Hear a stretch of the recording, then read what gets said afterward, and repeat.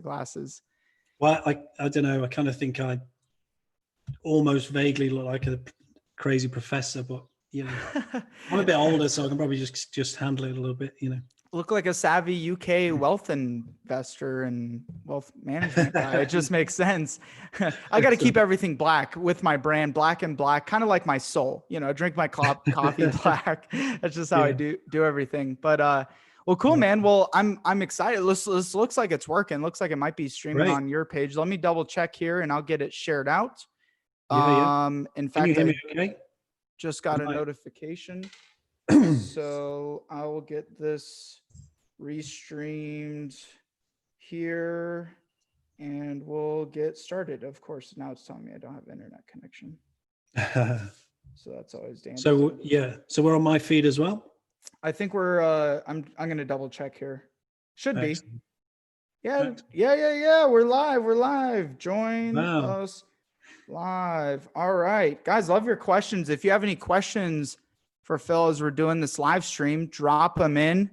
Make sure to monitor this sucker as we're going along. All right. And cool. Hey guys, what's going on? Saudi Arabia. Hi. All right, my friend. Thank you for joining. Really excited to have you here. And all of you listening, this is a B2B Mentors podcast. Phil's been kind enough to allow us to stream out to his platform here. And if you have any questions or anything as we're going along, this will be a little unique. We'll get to do this kind of live on Facebook, YouTube, and all that. So Phil, for those of you, some of the people following you may not even really know you that well. Give a little bit of background. What led you to where you're at in your career? Please brag about yourself a little bit too. Well, I don't know about brag, to be honest, but hey, look, so I'm from a very normal sort of lower middle class family, and I didn't really do the school thing. As I said to you, I sort of spent my early career bumming around America, working as a soccer coach, and I kind of sometimes at the age of 42 still don't really know what I want to be when I grow up. It's an ongoing journey, but I've had lots of businesses. I've had offices globally, offices in Japan, Dubai, the US, in London. And I've been through a lot of cycles. So I've had business failures, business wins, So I guess in terms of the journey I've been on, I've probably been through 2 or 3 more cycles that, well, I hope you've got the good things to look forward to and not any of the bad things. But yeah, so it's been a crazy ride, and it's been okay. I've learned a lot, and I've had periods where I've wanted to throw it all in and not be involved as an entrepreneur, and then periods where you feel invincible. That's just how the world is, just how it goes. 100%. The ebbs and flows, man. How did you know from your earlier years you wanted to be an entrepreneur? Yeah, sure. Look, I was always very, very different to my peers at school, and I didn't go into higher education. I just wasn't interested in higher education, and I had a lot of respect for my teachers and people who looked after me in the school system. I didn't have a particularly bad education, but it just didn't quite fit for me. I thought, I should be learning from the most successful people in the world. So I've always had mentors. I've always had people guiding me, which is absolutely crucial. And the journey's always been different. When people were going to university, I was heading off to travel to the US. When all my friends were getting jobs and dogs and kids and settling down, I was heading to London to live and work in the city. And I've always been different. And I'm on a sort of different journey now. I've had companies where I've had 40, 50 people working for me. And that almost felt like it was a vanity project. And I think the world we're moving to now, and the world we live in today, is going to be very, very different. And I think what's been created, where people go to one place and like 100 people work in a room, is going to change forever quite soon. Obviously, because of the swear word that's 2020. I'm not going to say the C word. But it's the 2020 swear word. The C word in a different sense. And I think, so where I am now is I'm diving down some brand new rabbit holes. I know we've had a discussion about a few things, and there's some crazy stuff going on, and the world's exciting. I did a podcast the other day, and I think like people take a lot of advice still from what I call the business dinosaurs, and they're great. You know, the Warren Buffetts and the Bill Gateses and the Ray Dalios and these big guys. But the game's changed now, man. You know, I mean, I saw like people like Ty Lopez, he's buying up like all these retail operations now, huge acquisitions in the States, and like the Russell Brunsons and the Ty Lopez, and that's kind of the trend to follow now. These guys are going to be the next Warren Buffetts, and these guys, you know, the ClickFunnels revolution and what Ty Lopez has done, and these guys. So the world's being turned on its head. Like software is literally eating the world, eh? 100%. There's so much to break down there, and I think that's what's important too is constantly studying. Like the thing I really like about you, and we've talked about this, is just like you and I, like we're always studying people and consuming from mentors and learning from peers rather than just thinking we know it all. And especially now there's so many pivots that are happening. How did you, so when all this started happening, the C word, so to say, like BCV before coronavirus, like what was going through your head when all this started in the beginning from a business perspective? Yeah. So, well, look, I'd had a bit of a scrappy few years, and there's no secret that we'd had a failure with our property business, and that's still ongoing, and that's just a process we've got to go through, and we're working that through. And it's been horrendous in a lot of ways, but it's kind of that COVID situation happening. It was almost like I could take a step back from everything, because literally the world got put on hold. It wasn't just me taking a step back from everything. Everybody put things on hold and stepped away from things. And I thought at the time, right, this is going to rumble on for some time. I kind of thought we'd be locked down even longer than we have been, having seen what happened with SARS and et cetera in Asia. And thankfully, like the European governments have been a bit more pragmatic about it, where like the Asian countries, they just want to squash it and have no cases and nobody in the hospital with COVID-19.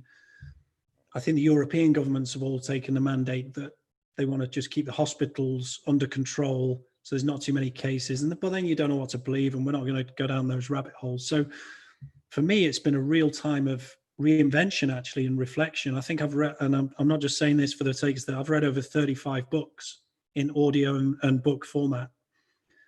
And, you think the average person reads less than one book a year. So I've done a dive deep into things that interest me on a spiritual level, on a philosophical level, but on a business level as well. So I've been down lots of rabbit holes. And I've just been learning. I've done a couple more courses with people I respect. I've sort of done those quietly.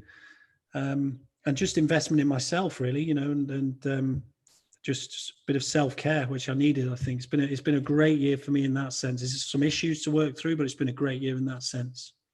It's kind of forced everybody, all of us, to take a step back and assess the things that really are important. I very similarly found myself in kind of a angsty situation in the beginning of all of this, but I've been able to take a step back and have been more effective and more productive than actually any other period of my entire life. Yeah. And so I guess it depends how people are looking at any situation, business related, there's yin and yangs, and there's positives and negatives. Is how can you turn the positives to, really a negative, which is something else that I find interesting. And I mean, you've had such a interesting life so far. You've lived many lives already for some people who maybe haven't. And so you mentioned some of your business failures and some of the hard times. What are some of your lessons? Like, what are some of the things that you've pulled from those dark periods of your life that might be helpful for those that are listening right now on live and on the podcast?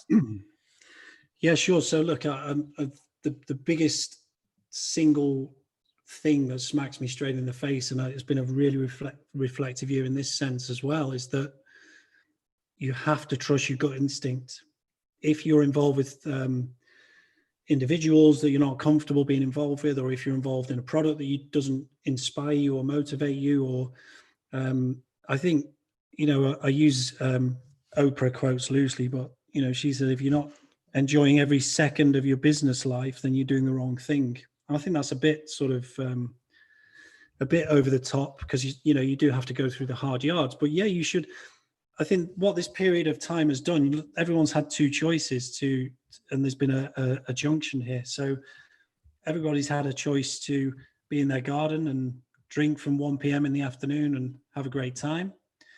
Or the second choice has been to, go through this process of reinvention and be ready and there's time left yet. The world's not going to go back to normal, maybe ever.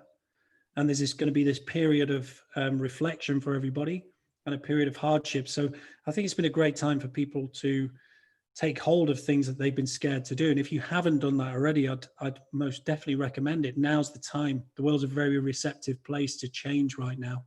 And, if you've been lacking the bravery to do things, and look, as I see it, nobody's job is really secure for the next 5 years. I'm sorry to say that, but entrepreneur or not entrepreneur. I mean, we got these industries that are disappearing left and right. You see all the major guys filing for bankruptcy after even just a month of some hardship, or these monster multi-billion-dollar corporations. So absolutely. Yeah. And industries that are propped up by travel, things like that. And, but if you actually look at the list of companies that were funded and founded during the financial crisis, I think you've got Instagram in there, WhatsApp in there, Snapchat. So, this is the time, necessity is the mother of invention. So this is the time now where things can, for the people who spot it and go for it and find their niche, this is the time where it gets really interesting. And the herd mentality, they're all going to try and move jobs or stay with where they are, but it's time to pivot. I think if people can be brave right now, I think there's a real opportunity. Absolutely. From a personal perspective, any recommendations you'd make for people, whether they're an employee right now or they're an entrepreneur, how to make these pivots? Like what should they be looking out for? What are some steps that they could, be taking? Yeah. I think the biggest, most profound thing I've had happen to me this year is I've realized that how shallow I was working. And what I mean by that is that most people, when they sit at their desk or they're going through a working day or they're trying to get some work done, everybody's distracted all the time. Like I could be on this podcast and on my phone, or, nobody goes into a deep work state. And honestly, my recommendation is if you can learn about deep work and actually going down into a focused state for 2 to 3 hours per day, you will wipe the floor with anybody out there, pretty much. Apart from the few crazy ones. I mean, you look at the people like Alex Becker, Sam Ovens, those guys are quite obsessed with that methodology. Well, I saw a bit of Becker's stuff. He's a character. But the reality is these guys just have the focus to sit there and prioritize their tasks, have a rigid diary and get the work done. But they're off having a great time. They're having a great time and a great life, but they have those deep work states. That's the biggest thing I've learned. Yeah, those flow states. I think a lot of people think they gotta, in America, in the US, by those of you listening right now, by the way, really appreciate it. I see all of you here. I'm here in the States, and it's that culture. It is that hustle culture, like grind until your nose bleeds at the end of the day and sleep 2 or 3 hours or whatever. And you don't net being more effective that way, versus it sounds like you're recommending really being able to get in a float state, those 2-3 hours of really getting some legitimate work done. And then how do you organize the rest of your day around that? Yeah. So, my day is as follows. I get up at 4:50 a.m. every day, which is a bit crazy. I know from some people almost fall off their chair when they tell them that. I've done that for 3 months now and I absolutely love it. The first 5 minutes of the day never gets any easier, to be honest. You almost want to be slapped in the face with a fish every morning. But actually, when you're up and I have my first hour of every single day, I got the inspiration from the 5 a.m. club of Robin Sharma, which is great, is almost a self hour. So some exercise, some stretching, some journaling, some reading, some meditation, and a real focused hour. And there is a direct correlation between the absolute biggest success stories in every single industry in the world and getting up early. There's no getting away from that. Cristiano Ronaldo gets up at 4 a.m. every day. The Rock, and everyone talks about The Rock, right? He's like he's like the new Arnie, isn't he? He's just so famous. So that's the first big thing. And then structuring days properly so you don't drift through days with ambiguity. That's a real thing, because if you don't have a focus on what you need to do, and reversing your tasks, hard to easy, and just doing the work, man. And some days you can get away with 2 to 3 hours work, and you'll be way more impactful than someone sat at a desk in an office being distracted for coffee breaks or emails or called into a meeting. Meetings are the most pointless thing in the world. Nothing ever gets done. And the one thing I'll also never do is I've traveled to places like Japan for like a 2-hour meeting. You actually think about the toll that has on you in terms of jet lag, travel, cost, time, time up in the air on planes. So I think now's the time. I put a thing on LinkedIn earlier this morning that said, what drove the technological changes in your organization, the CEO, the CTO, or COVID-19? I think most people voted COVID-19 because all of these things that we had as add-ons to our lives that complemented our lives, things like Zoom and things like, all the things we've put in place now, they're now the fundamentals because the business models flip forever. And I think a lot of people are going, why would I ever get in a car and commute again? Why would I ever do that? Why would I give 2 hours, 3 hours of my day to go and sit in an office for 6 or 7 hours? The things we used to think we had to do to transact and do business, we're really realizing, with many things, we're really realizing what are the bare essentials that we can live, operate, and thrive on. And that world of flying and like having to do 2-hour meetings in Japan just to be able to meet face to face. That world is no longer. So again, another plus, and for anyone watching this stream too, like that's big. If you really are struggling, like that's a big opportunity for you. If you're thinking of starting a business, you're trying to grow your business or expand your business, with where you're at, there's so many opportunities here. Oh, it's huge. It's huge. And it's the hockey stick's much quicker. The access point is much lower. On the up level group that we're involved in for the consulting.com, there was like a 15-year-old kid interviewed in there yesterday, and the kid's making $20,000 a month. He's 15, right? Hats off to the guy. So gangster. Yeah, that's incredible. And you hear of all these but actually, when I've had a CEO C-suite salary for years and I'm like, wow, I'm smashing life. I'm having a good time. I'm doing really well. And then these guys are earning like 20, 30,000 a day before they're 25 years old. And it's like, you younger guys, you guys who've got hold of this technological revolution, and you're on top with the podcasting, the ClickFunnels, the educational courses, the masterminds. The knowledge business is going to go through the roof. That's going to be one of the biggest industries. It's going to be $1 trillion industry before you know it, because people are going to go, hang on, why would I go to a substandard university to learn about history?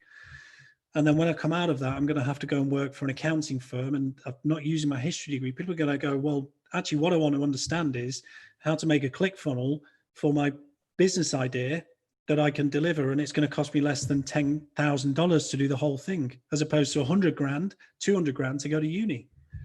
So that's the whole game has changed. As I said, the big thing for me, move away from the dinosaurs, take all respect for those guys. Of course, you have respect because they're the big guys in business, but you've got to look at the guys over this side now who are the pioneers of what's coming next. And guys like Phillip, you can study what Phillip's doing and learn from him and consume his information and get more than you're going to learn from a business course. Probably if you're really paying attention, like we're going to see universities go out of business as a byproduct of this, which is probably a good thing initially, just because of where we're at today and access to information and being able to, even though Phillip's in the UK, you may be a student watching this in the Philippines right now, and like you can really access these people. That's the point of B2B mentors too, is like you can't go at it alone, guys. You can't just be in a vacuum and try to be successful, whether you want to like be an art salesperson or you want to be a financial advisor or wealth creator or course creator or whatever. Got to surround yourself with great people. So that's really interesting. What is it more specifically, kind of shifting gears here? What have you done that has worked really well for you in starting new businesses, growing those businesses, making them Yeah. profitable, and continuing to, make them profitable? Well, yeah. So, some have been good and some have been bad. And so, and the ones I've got right, I read the last book I read was Principles by Ray Dalio, and there's a really It's a fascinating, good one. really fascinating sector. And in the US, you'll call them baseball cards. In the UK, you'll call them top trumps. So you have like a card that maybe has like aeroplanes, and different aeroplanes have, 52 seats or one seat in a fighter jet, but the fighter jet's got big engines. So the biggest mistake I've ever made in business is in the previous incarnations of business is trying to put people in roles that they're not very good at. So I've got some good guys and they're not particularly talented in that area, but I shoehorn them in that area because I want them to, and almost trying to teach them to do things they're not comfortable doing or capable of doing. So the fundamentals for success are actually taking a step back from yourself and saying, right, this is what I'm good at. These are my skill sets. This is where I excel. But here's the list of what I'm absolutely horrendous at. And either outsourcing that, this gig economy is going to be huge as well, in line with this, all we're talking about. So outsourcing the things you can't do well. I mean, you may be amazing at building an educational course, but when you get on the phone, you can't sell the thing, or you can't deliver that to people. So obviously, one of the things we teach in LinkedIn Academy is about actually having a holistic approach to the way you prospect and do business, and actually putting the right tools in place and the people in place for things that are outside of your competence level. And I think that's it can be quite a pill to swallow if you're not willing to take your own criticism on and be honest with where you're weak. But I think that's a big thing. And look, all of the fears that really existed in a business startup. When I first started, I'm going to sound like a really old git here. I promise I wasn't born when World War II happened. I'm not that old. But so when I was starting in No, business, it's the opposite. You're actually 155 years old. You just take Yeah. really damn good care of yourself. I am. I take resveratrol and NMN, so I'm just ageless. I'm nanotechnology. So, but when I started in business, if you want to do a proper startup, you're talking maybe entry level was, for a proper startup, $300,000, $500,000 minimum to get your infrastructure. Everything was done, remotely. It was very labor intensive. Technology was so expensive. It was eye-wateringly expensive. And yet tonight, after this podcast, I could just go on to Shopify or to ClickBank or to one of these websites, or, jump in one of our courses or whatever. And for next to nothing, I could have a business next week. And that's awesome. I mean, that's so cool. And it's just going to get easier because thankfully all of these jurisdictions like Silicon Valley and Israel and China and all these places, they've got these like rooms full of techies with headphones on, and they're programming the hell out of things all day. And they just create these things that solve all of our problems for us and make everything instantaneous. It's unbelievable. The tech avalanche is unbelievable.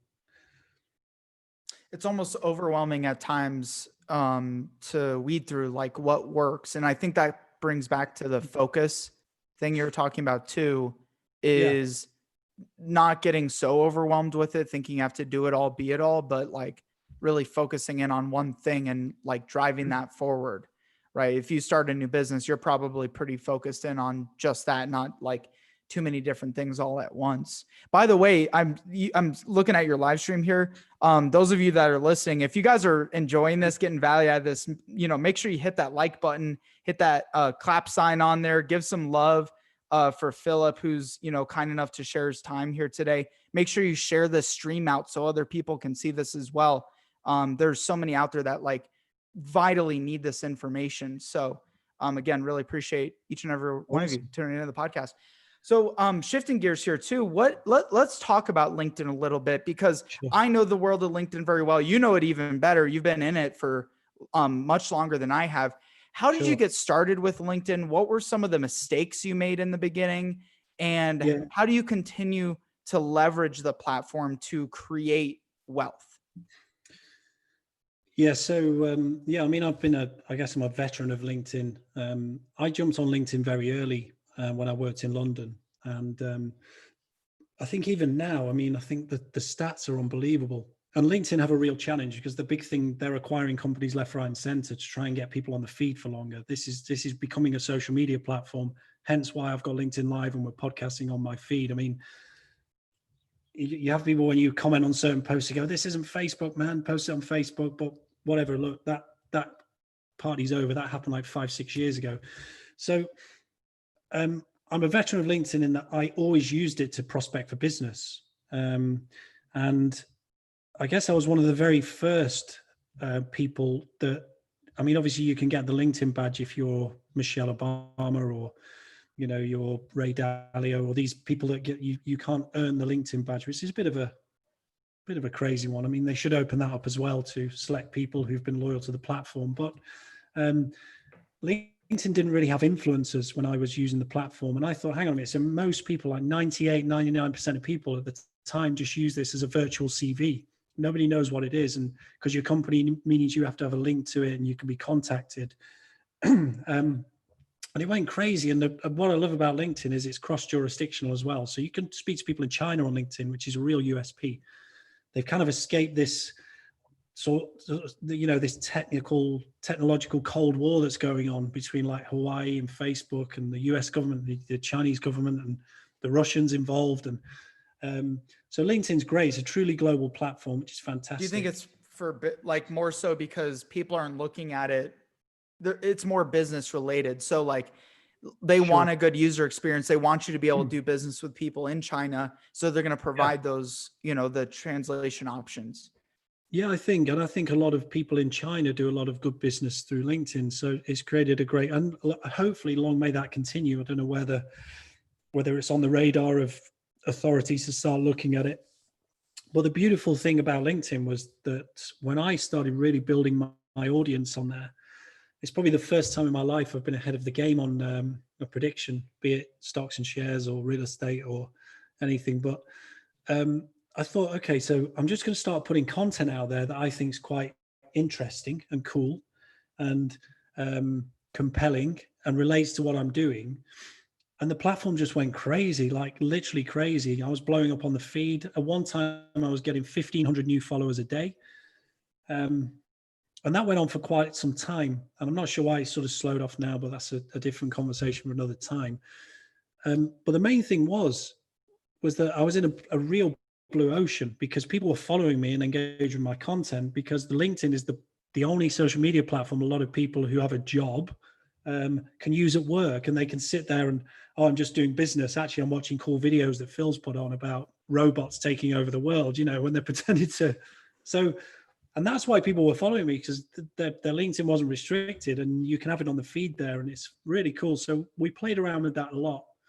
But it got to the point where I was like, okay, so I do some business on there and I'm getting these followers, which is giving me, I guess, a bit of a profile and kudos. And, at the time I was like getting stopped in bars and stuff. And I'm not saying I'm an influencer at all, but like people were recognizing me at the time. It's crazy. And I got booked for lots of speaking stuff. And it really was a catalyst for big things for me.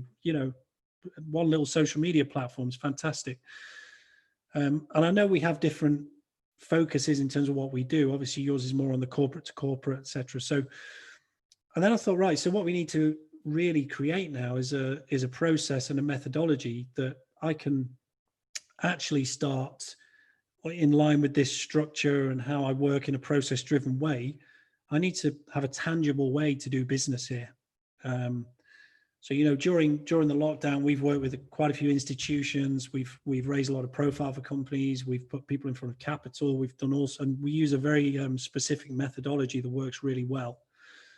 That anyone can learn. Actually, it's sector agnostic. It doesn't matter if you're selling car tires or, you're a whatever you want to do, whatever you do, you're a consultant or an educator. This works. And the great thing about the LinkedIn platform is Gary Vaynerchuk said it's what Facebook was 10 years ago. I wouldn't quite say that, but you'll know, like I do, being in sort of course world, the way courses work or people work with brands or companies is you do a massive ad spend on Facebook, and the whole basis of that ad spend is that you're going to get maybe 2 to 3x back. So you spend loads to get a compelling return.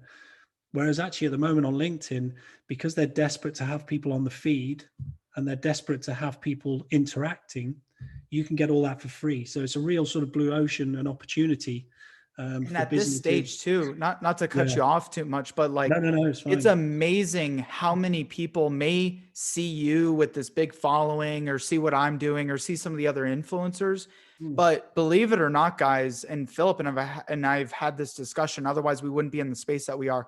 LinkedIn is still such a blue ocean, and they are desperate for people to be using the platform effectively and to be putting content out there, and good content, and influencers, and the reach it compared to anything. I mean, look at SEO, you look at paid ads, pay-per-click, Google AdWords, it's phenomenal. And it's so underutilized. Everyone listening to this right now still has a monster opportunity to take advantage of that.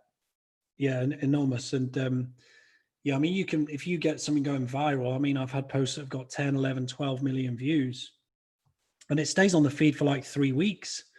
Whereas with Facebook, unless you carry on paying for it, it's just off the feed. So there's a real opportunity. And look, I know that LinkedIn have just acquired a company that specializes in Facebook style ads. So the platform is going to move towards that. Their ad process at the moment is horrible. It's very clunky, very expensive. It uses up your budget. I don't know if you tried some ads on it. It uses up your budget in like 3 minutes. Yeah. You're like, what just You're like, happened? click, I just launched it. Oh my God, I just lost everything.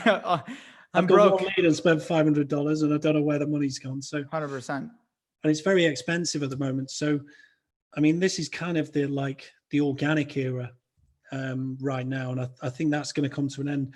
And it's funny interesting and funny to start to see people have copied the methodologies I had in place. I'm not trying to brag, but I had in place 4 or 5 years ago.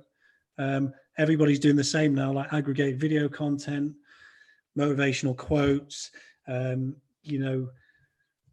all those sorts of posts. So people are really going for it now. And there's a lot of guys now getting 800,000-900,000 followers and really picking up good audiences. So there's an opportunity there, almost like an unofficial influencer. That won't be around forever. And I have already spoken to people who said it's a little bit harder to get the feed moving now. But I think there's a good couple of years left in it at least of get it. So if you're on LinkedIn, you're using it for business, or you're doing most of your stuff on Facebook, you need to push the envelope here. This is where the business is happening. And you've got a much better audience. Every C-level guy, every girl, every director, everybody, company owner, every hedge fund, every family office in the whole world, most of these guys and girls don't have a Facebook account, but I can damn near tell you all of them have a LinkedIn account. And a lot of so many of the unaccessibles that you wouldn't reach on Facebook or Twitter or Instagram, they're on LinkedIn. A lot of a lot of people who you wouldn't think you'd be able to get your foot in the door with, or companies or organizations, you name it.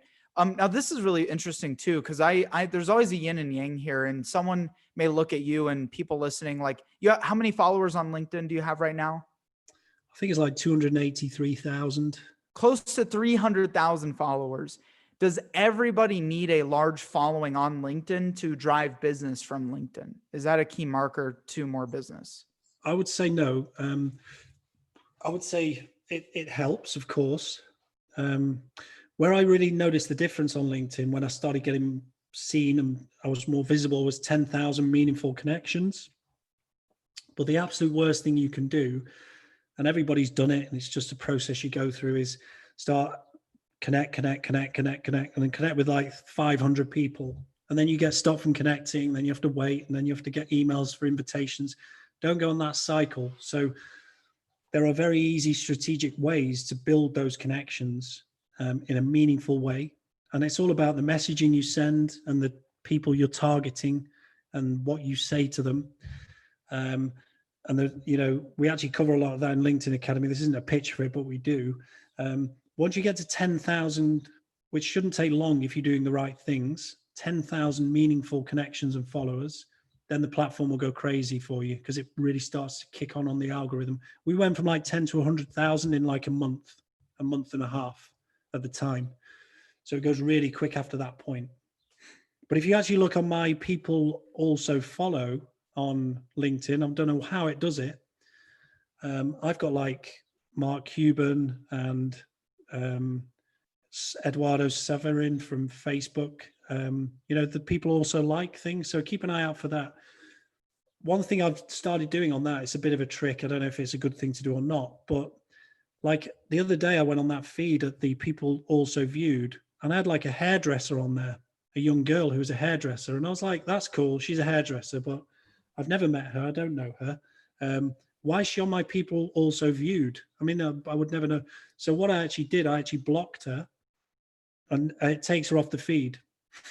So it's all, you can't tailor your feed because it's almost like rolling a dice, and then who pops up next? But it pops up a new person. It's quite cool.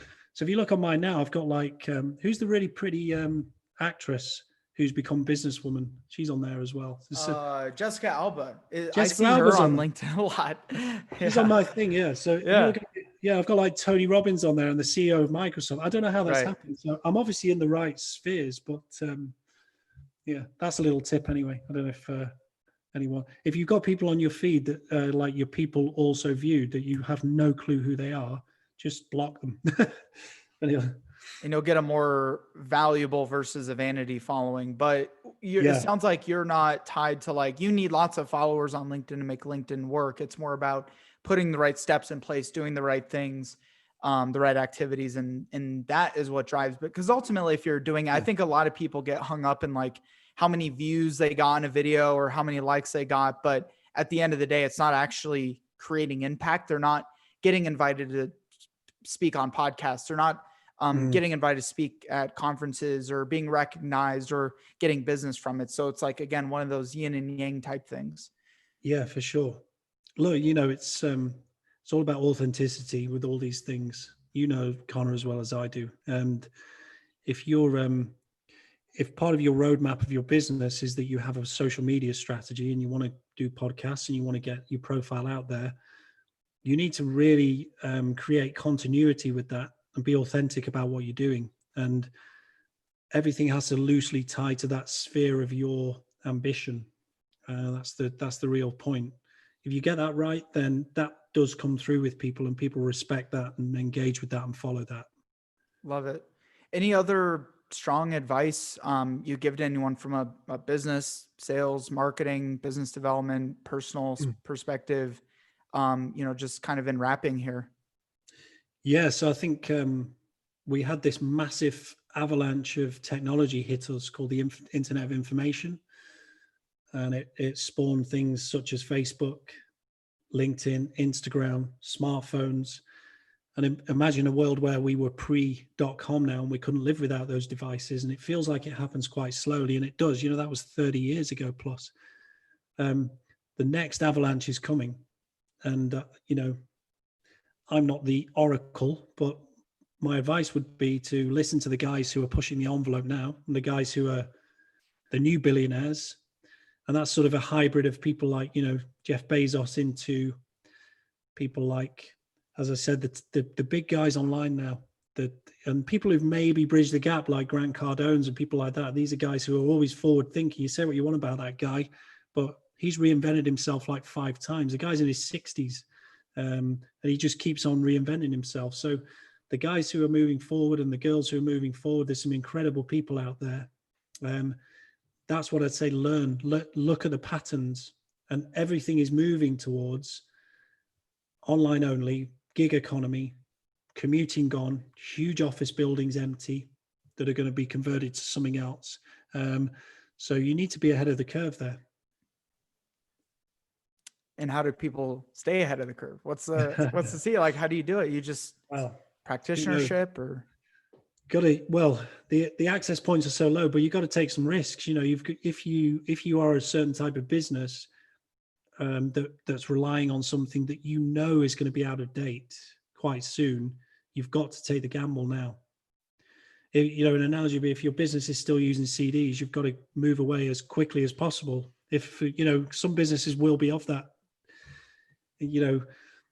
that technological level, you've got to move quickly now because you will just get swallowed. And anyone who's already in business, these young kids coming up, they're aggressive, man, and they want it quickly, and they're aggressive. So, evolve or die in the nicest possible sense.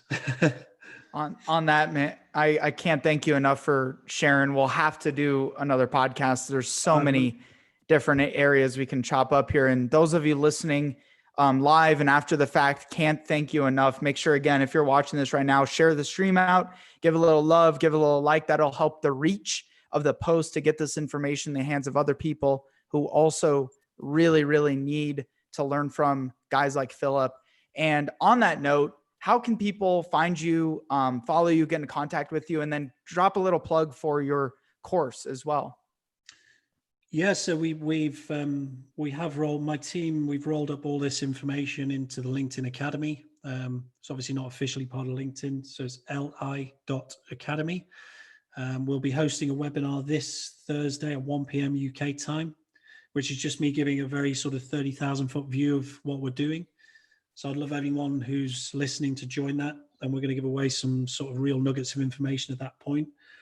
And, equally, you need to check Connor out. He's a guy who's making huge waves with more the business to business aspects of LinkedIn and doing wonderful things for his clients. So I'm sure, Connor, you'll put your details in the feed there, and we can, we'll do this again. It's been awesome, man. Thank you.